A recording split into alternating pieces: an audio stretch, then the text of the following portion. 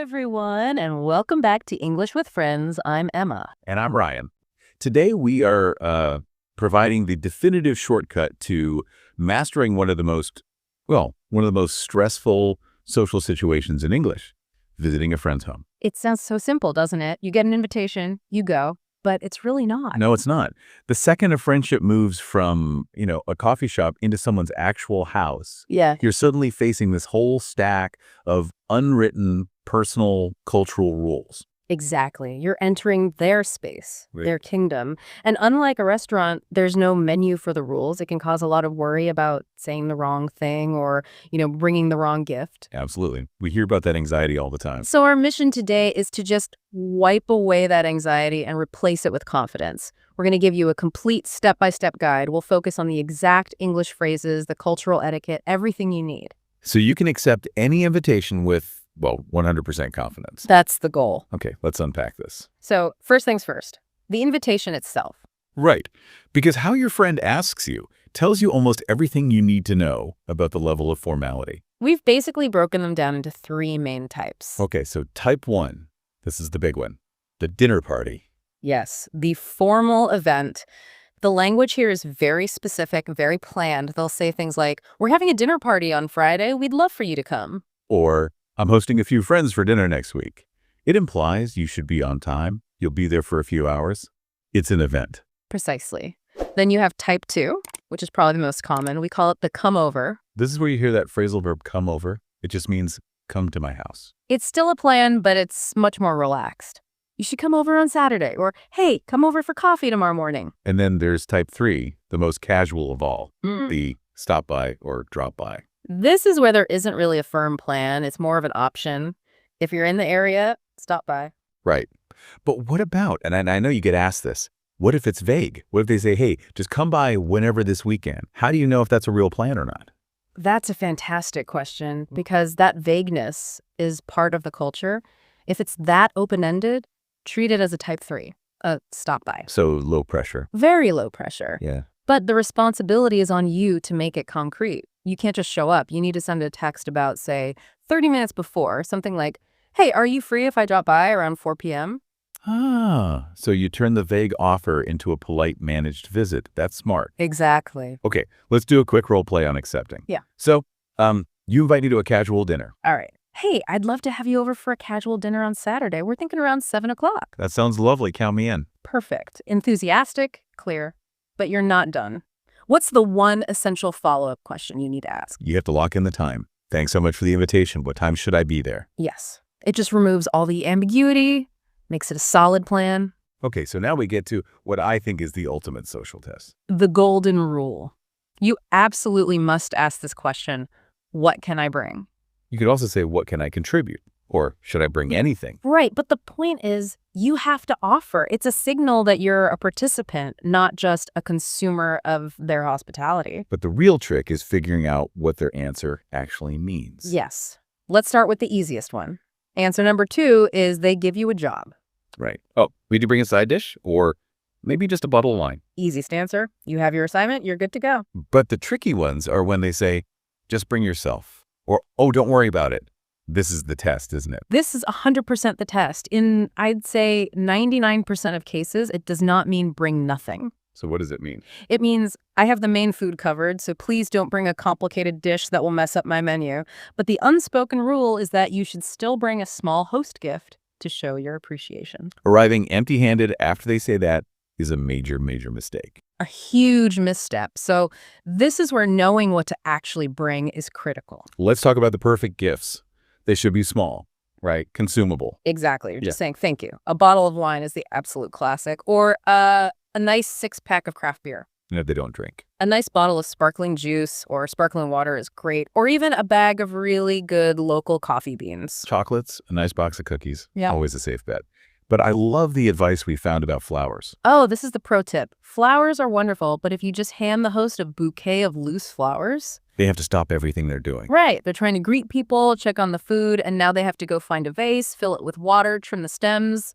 it's work. So the truly thoughtful move. Bring the flowers already in a simple vase or even just a nice jar. It's a small detail, but it shows you really thought about them. It's a game changer. It really is. And the other great option is a potted plant. A small succulent or an orchid. It lasts so much longer than flowers, so it's a nice, lasting reminder of a good time. Okay, before we move on, what should you absolutely not bring? 2 things. First, as we said, a homemade dish, unless you were specifically asked to, it can really throw a wrench in the host's plans. And the second one? Don't bring a gift that's secretly for you, like bringing a very specific bottle of tequila that you and only you like to drink. That's a huge social foul. Yeah. The gift has to be for the host. It has to be for them to use or share as they wish. Okay. The gift is in hand. We're at the front door. This is where the anxiety can really spike. So let's just walk through it step by step. Let's do a role play. I'll be the guest arriving. You're the host. Sounds good. Okay. Ding dong. I'm opening the door. Hi. Come on in. So glad you can make it. Hi. Thanks so much for having me. And then right away, I hand over the gift. I brought a little something. This is for you. Oh, you shouldn't have. Okay, let's pause there. That phrase, you shouldn't have, is crucial. It's polite English code. It doesn't mean take it back. Not at all. It means thank you. That is very kind and generous of you. It's just a polite way of accepting the gift. Got it. So gift is exchanged. What is the very next thing that has to happen? The second golden rule, the shoe question. You must ask, should I take my shoes off? It's just a sign of respect for their home, for their space. Huge sign of respect. And you need to be ready for either answer. So let's play it out. Okay, go ahead. Should I take my shoes off? So scenario A, the answer is yes. Oh, yeah. Yes, please. You can just leave them right here by the door. Simple enough. What about scenario B where they don't have a shoes off rule? Then I'd say, no, don't worry about it. Come on in. And even if they say no, the simple act of asking is what matters. You've shown that you respect their home and their rules. Okay, we're inside. Shoes are sorted. Your next job as a guest officially begins. I call it the compliment mission. Yes, you've been invited into their most personal space. Complimenting it is how you acknowledge that, how you say thank you for the access. And you need to be sincere. Go beyond just nice place. Absolutely. Use descriptive words. If the home feels warm and inviting, you can say, it's so cozy in here. Or if it's big and open, wow, it's so spacious. And getting specific is even better. I love this color on the walls, or what a great view. It shows you're actually paying attention. So next, the host will definitely offer you something. A drink, a snack. And it is almost always polite to accept something, even if it's just water. Constantly refusing can make the host feel like they're failing. Let's run that. I'm the home again. Go. Can I get you something to drink? We've got water, sparkling water, soda. The safest, easiest choice is always water. I'd love a glass of water, thank you. It's no trouble for the host. Perfect. Then, at some point, you're going to hear the classic phrase, make yourself at home.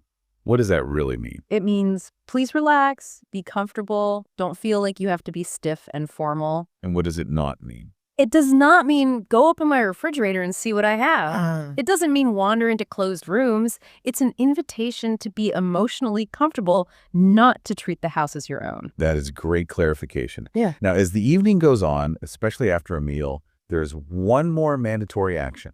The offer to help. You have to do it. Even if you are 99% sure they will say no. Even then. So let's say I'm the host and I'm starting to clear plates. I would say, can I help with anything?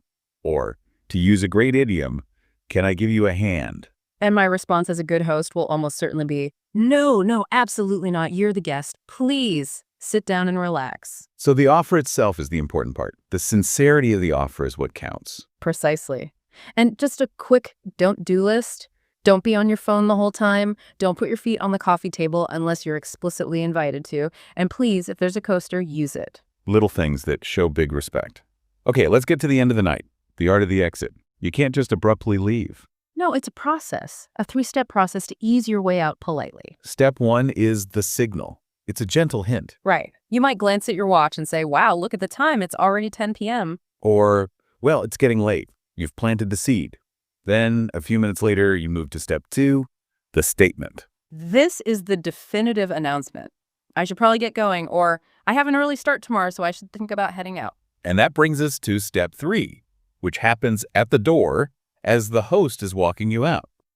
This is the final, crucial thank you.